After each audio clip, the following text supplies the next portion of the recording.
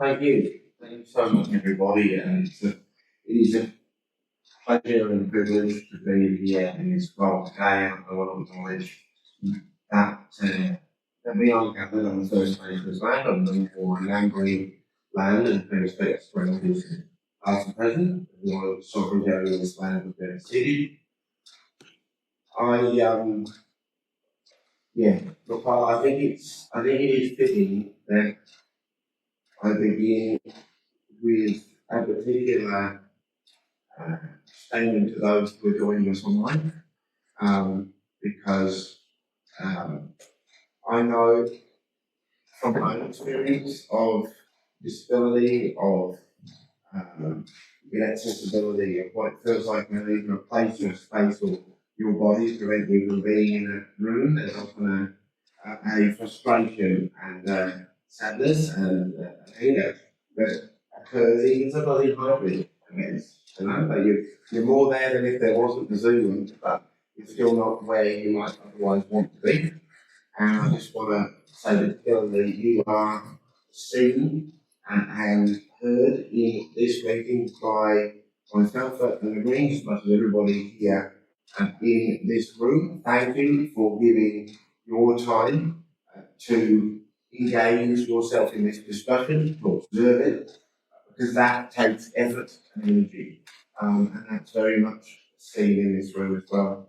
To everybody, whether you are physically present or present online, I feel an obligation to extend an apology on behalf of the institution that I am part of, and as a senator, as an elected representative.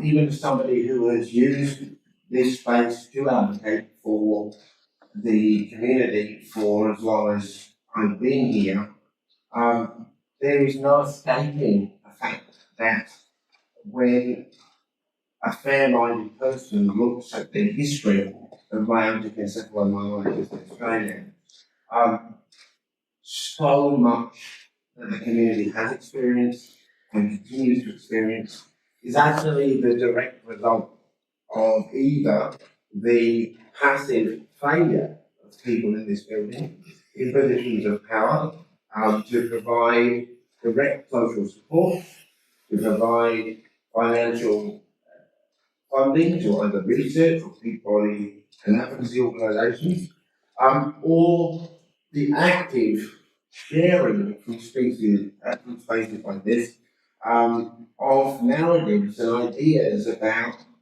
either the community specifically or the symptoms in the general sense which stigmatise people.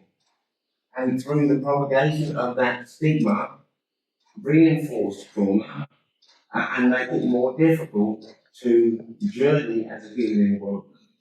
And I am committed, and the Greens are committed to challenging that stigma and those preconceived ideas and those myths at every single opportunity.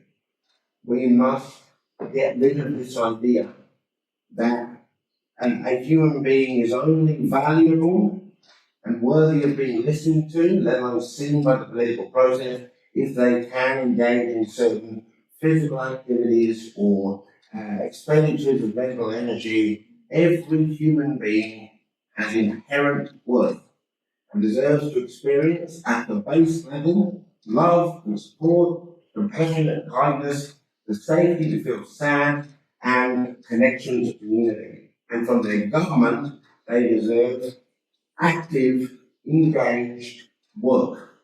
It is great to be here and it is great to have been part of organising this, but it is outrageous that a community of people who are either directly affected by or journey alongside family members who experience a condition, one of the primary results of which is massive challenges with being physically present in spaces, finding the energy to do, have had to put so much work in organising these kind of events to be able to get something done.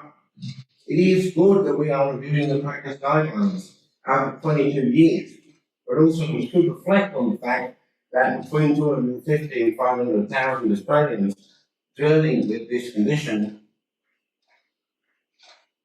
And so far, we've had a round of research funding in 2020, and I know we're going to hear more about the practice guidelines, but there still is not that level of urgency that I think there needs to be from government.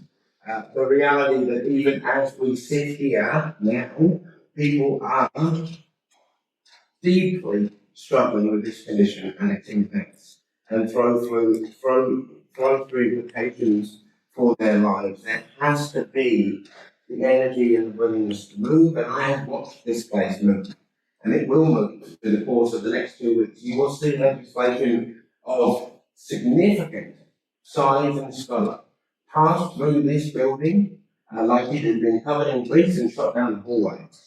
I've seen something go from a media report to a piece of legislation in 4 days.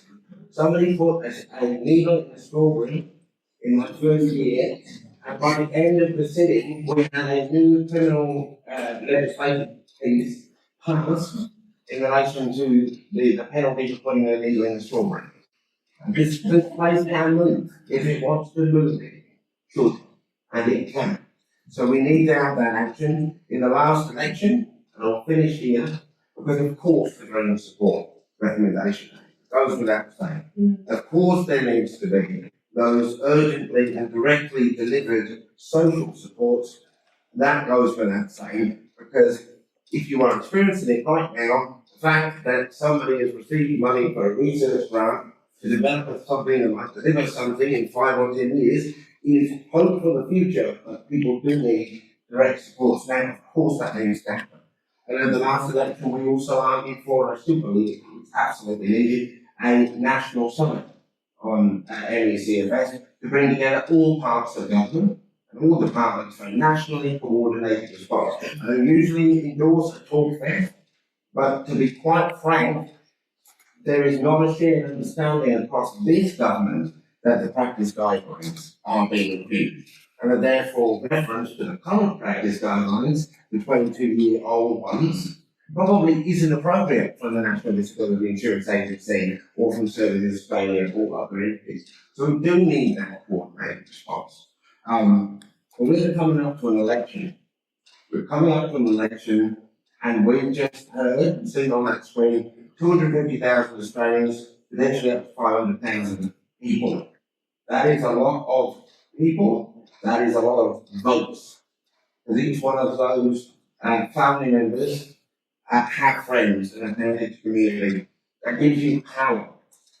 And I will finish by saying, use that power on election day.